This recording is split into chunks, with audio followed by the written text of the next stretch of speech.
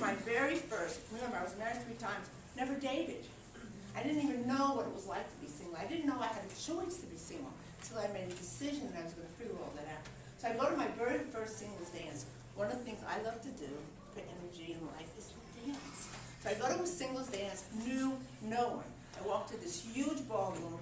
There are tables all around the outside, tables of 10. The buffet table was over here. It was the only thing that was familiar. So I went to the buffet table, I got my tray, and I'm going around to the tables. Tables of 10. 5 women, 5 empty chairs. And I say, "Hi, my name is Dee Frazier. May I join you?" 2 women said no. The other 3 shook their head. Wow. And I'm sitting here with my tray and I'm going, okay. I went over here and they said yes.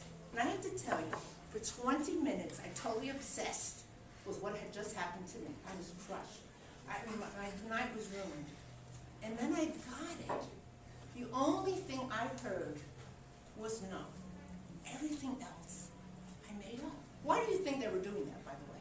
Because they wanted to sit with them. That's what I was doing. But you know what? I really didn't know. I only knew no. And when I really got that the rest of the scenario and all that was my conversation, I gave it up. We started to date and had a great time. So that's what we do. We take a word, we take whatever we think someone else is saying, and we create a scenario that's painful. We have the choice not to do that. Not to do that. I was speaking, this was about 2 years ago. I had a date on a Saturday night, and we went and had a great time, went to the American Airlines Center, and he asked me if he could hear me speak. I was speaking at the Lover's Lane Methodist Church for breakfast. So I said, sure, he wants to come out for breakfast, he's got to be okay.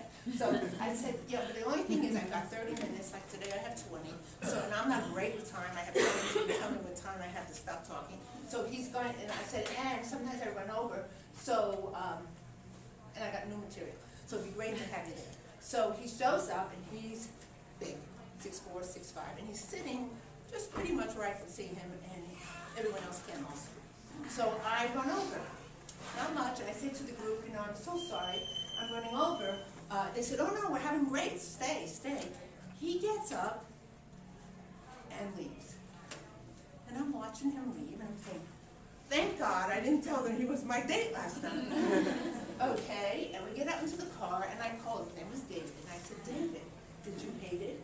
He said, no, but you have a time management issue. He said, you need to get a clock. I said, okay. He said, are we on for Thursday? I said, no, I'm practicing my time management.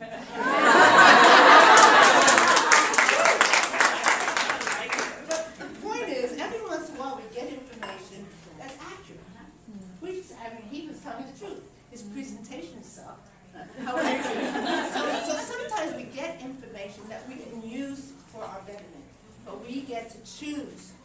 We get to choose how we're going to react and how it's going to make us feel.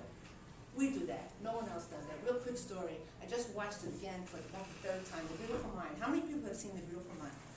Okay, great. If you remember the storyline, John Nash, schizophrenic. Schizophrenia does not go away. You have it forever.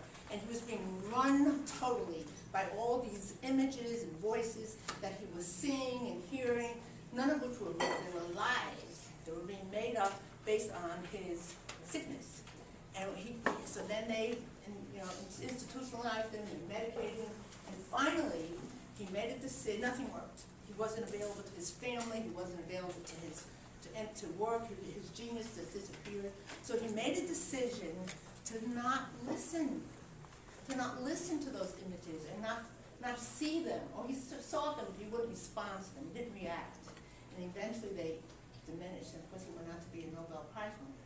Still schizophrenic, by the way.